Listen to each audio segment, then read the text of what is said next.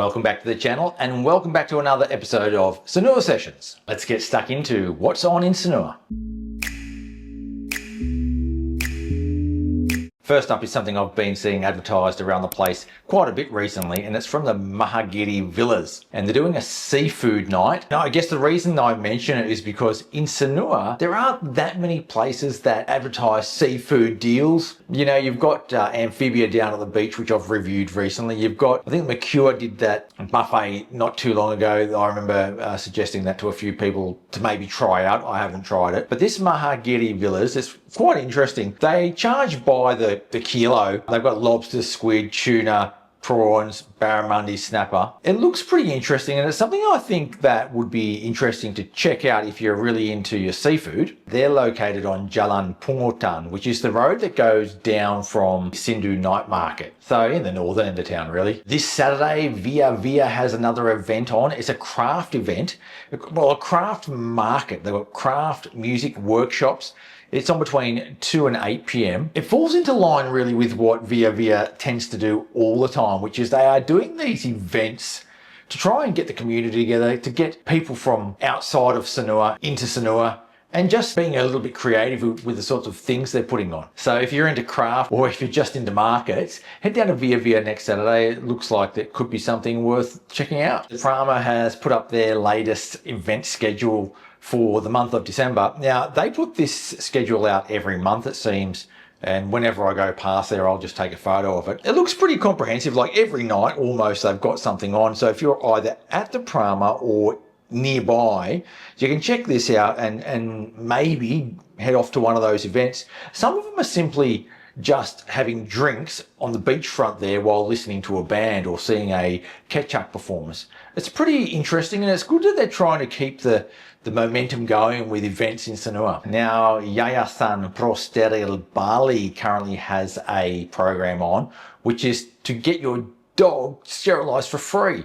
Now, this is really fantastic, especially if you've got one of those dogs that you've picked up as a stray or something like that, and you want to get it neutered because you don't want the population of dogs in Bali to expand as they seemingly do on a year-by-year basis. They're offering free steril gratis, means basically neutering for free of your dog. They've got a contact number there. Check them out if you're interested in getting that done. Usually when you have these programs operating, they're either subsidized by the government or subsidized by some sort of community group. And there are a few of them around, actually. You can get your cat done as well for cheap.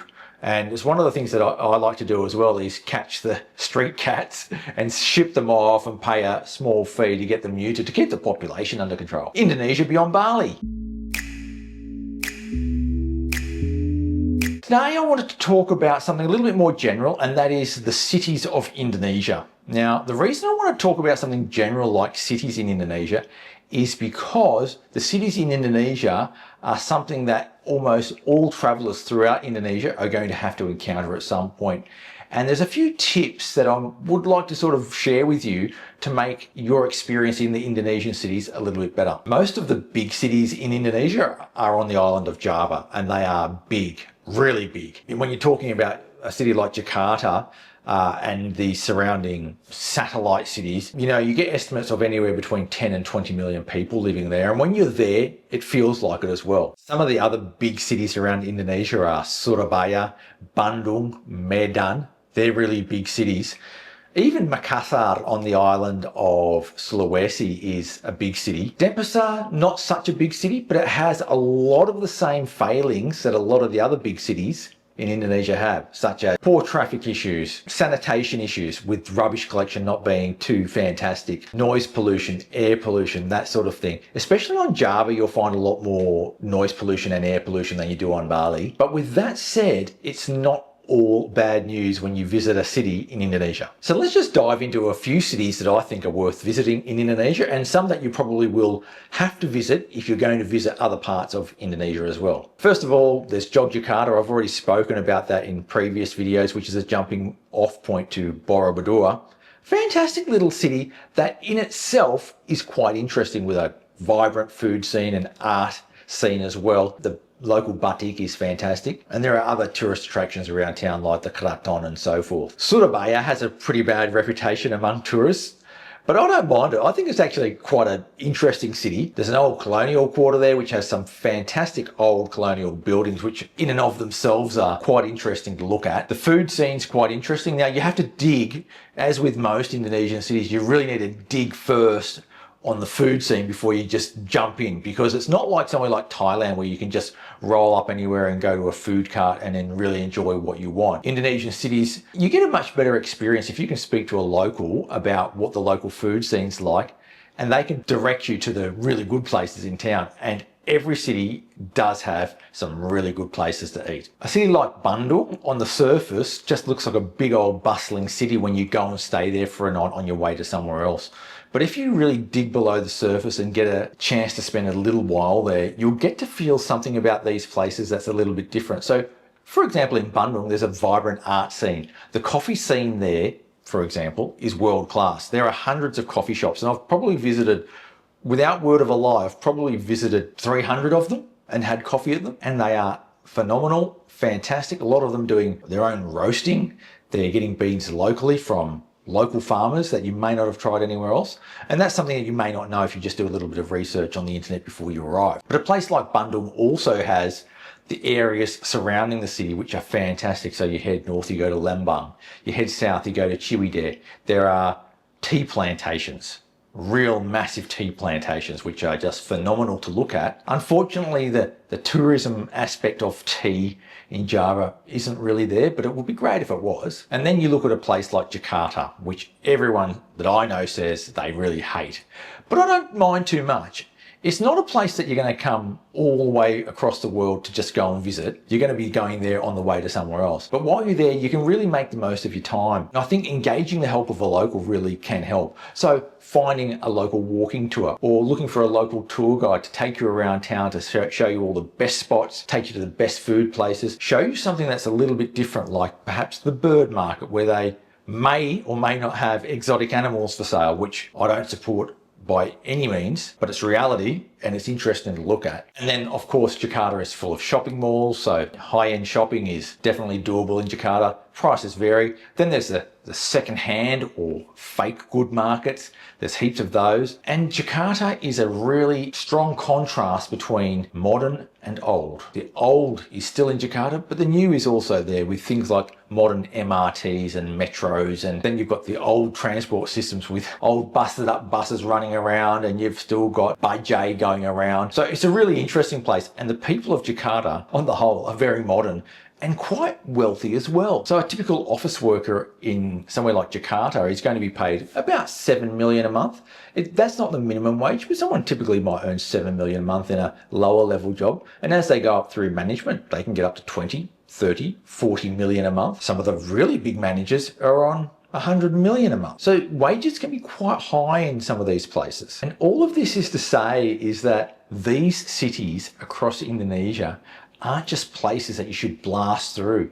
They're filled with people with real lives, real experiences, and they just might be able to share with you some of their little insights about the city and take you to their favourite places. So if you're going to one of these cities, my strong advice is engage the services of a local to take you around a little bit, because they'll give you a much better feel for what the city's really like. One last note about cities in Indonesia is, especially on the island of Java, they are well connected by train. So if you're traveling across Java, you can jump on the train between all the different cities across Java, and it's very easy, very convenient, and very comfortable. It's a great way to explore Java and a great way to be connected between those fantastic cities across the island. Let's talk about Indonesian food. Today we're going to talk about es chendol, one of my favourite drinks and desserts in the whole of Indonesia. So what exactly is es chendol? Well, it's really interesting.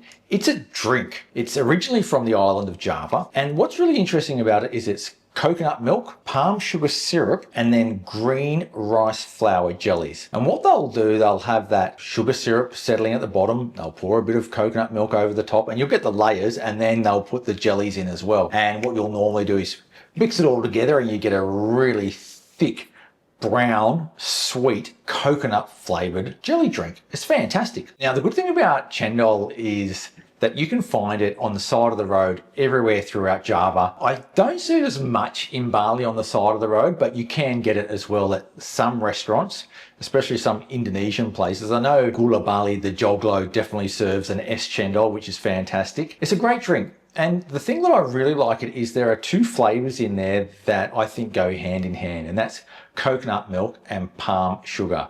Those two ingredients together make up the basis of an enormous amount of Indonesian desserts. For example, kelepon. That is those little green balls made of rice flour dough with a bit of grated coconut on the outside, and then in the middle, some palm sugar syrup. Fantastic. Dadar gulung, which is a rolled up pancake, a green pancake, again with grated coconut in the middle, soaked in palm sugar syrup. Fantastic. So the theme of these desserts is coconut, palm sugar syrup, and the chendol really highlights that because you get a big glass of it filled with those jellies. And it reminds me a little bit of boba tea. You know, boba tea came into fashion about 20 years ago and everyone's going, oh, this is amazing. We've got little, little balls of jelly in a drink. Well, it's been happening like that for centuries in Indonesia. And es chendol really is so popular that you can find it just about anywhere. So if you see es chendol on the menu anywhere, I recommend you try it, especially if you're into sweet drinks. It's unbelievable. It's one of my highlights of Indonesian desserts, and I think it might be for you too. Let's talk about the weather. I don't use the weather app, so I just stick my head out the window. And this week, it is an interesting story about the weather. So 2 weeks ago, I spoke to you about how hazy it had been in Bali and the heat had been unbearable. And that was just after a cooler spell. So it had been cool, then it got really hot, and with all the haze and pollution around. And there was one day in particular where I went for a run and it got dangerously hot. I think the heat exhaustion had really gotten to me in that heat. The heat index had actually said that day it was going to be 47 degrees when it comes to the feels like temperature. That's a combination of humidity and so forth, plus the actual temperature. It was bad. But then the rain came. And it came in a big way. A few days ago, it started to rain a little bit. Just an overnight sort of shower or two, a bit of a thunderstorm. And then a couple of nights ago, we got a big downpour that lasted all night, absolutely all night. And the streets were, well, they weren't flooded, but there were massive puddles everywhere. And on that morning, which I think was Monday morning, the skies were pristine and they were as clear as I had ever seen.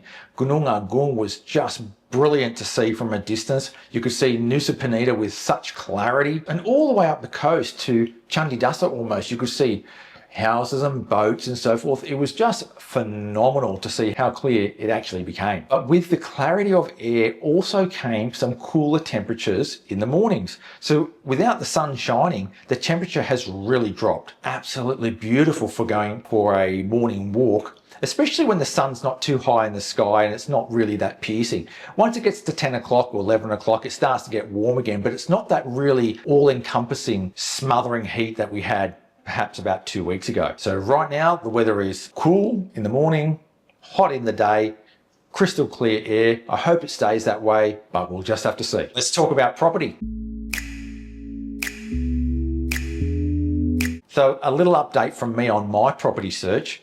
I actually checked out a few properties today around Sanur. I didn't film them because they're probably of no interest to most people because we're going to be buying freehold, or Susan's going to be buying freehold, where most foreigners can't buy freehold. But what I got from that experience is that the prices of freehold property in Sanur have gone through the roof over the past 12 months. I would say the prices increased probably 30 to 40%, in some cases 50% over 12 months. It's quite incredible. It's unsustainable, but it doesn't mean prices won't go up from here over the next year or two. Now, why does that matter to you? Well, because even if you're coming here to get a leasehold property or even just a yearly rental, it means that you're going to pay more for it. And it's something that we've been seeing a little bit of in the advertisements over the past, as the months have gone by. We're seeing some of those prices getting to levels which are just not, they don't feel like Bali anymore. They feel like prices you might see in developed countries. In fact, some of the prices I've been seeing are more expensive than what you'd pay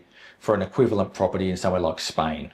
It's getting pretty bad in some areas. Now, the prices are only going up because people are willing to pay it. So the demand's obviously there. Let's check out a couple I've got for you this week. The first is what they call a minimalist villa, which has just been completed. It's on 100 square meters of land, and the living area of the building is 72 square meters. It's 1 bedroom, there's a swimming pool, and it's west side of the bypass. Now, this style of place, when you look at it, really is okay if you're just a couple or a single person. And I think for the price, I'm not really sure. I mean, this is just what you're paying these days, but the price is 18 million per month. If you're only coming for a month, that's fine. Now, if you get it for a year, you can do it for 135 million, which I think's okay. It's less than what I'm paying now, and it is a much smaller place, but it's also brand new. You know, this tossing up between wanting a new place or an older place, west side, east side, really does impact the price. That'd be something I'd negotiate on. But again, if you're paying 135 million a year and you break it up into a weekly price, it's actually not that much money. So the next one is a modern 1-bedroom apartment. And this is a style of place that I think will suit a lot of people who are coming over, maybe not knowing how long they're going to stay around for. They want something a little bit cheaper. This place is probably similar to a lot of other places that are being built recently around Sanur. The price is 120 million a year, and your room is 54 square meters. Now, if you compare it to the previous place we looked at, which had a 70 square meter floor plan, you'd have to really consider which one's more appealing to you. Now, this one, it does have a really big communal pool, has a really big communal area, and your room space in this particular one is taken up with your bedroom and your bathroom. The kitchen's not inside, so you don't have to sacrifice some of your floor space for a kitchen. The interesting thing about this place is that there are a few things included, like Wi-Fi, electricity, cleaning. That sort of stuff is valuable in itself, and the cost of that does add up if you have your own place. So you can save a bit of money by coming to this place, I guess. The price is 120 million for a year. Not bad value. I mean, you could certainly do a lot worse. You can probably do better, I guess. I know a friend that's got one for 6.5 million, but probably not as good as this one. But, you know, there's sorts of prices that we're looking at the moment, and it's sort of indicative of how frothy the housing market is right now. Prices are sort of a little bit all over the place, where you get some offers that are quite reasonable and some that are a little bit more expensive, and you know, they might sound unreasonable, but the thing is, people are paying them. Once again, I got these listings from Bali Moves. So I'll put their website up on the screen right now. They're a fantastic source of information for property around Sanur. They don't have everything. They don't have all the deals, but the ones that they do have, they can help you with for sure. They'll take you to a place and show you around. Highly recommend Bali Moves. I trust them. You probably should too. Let's move on to Q&A.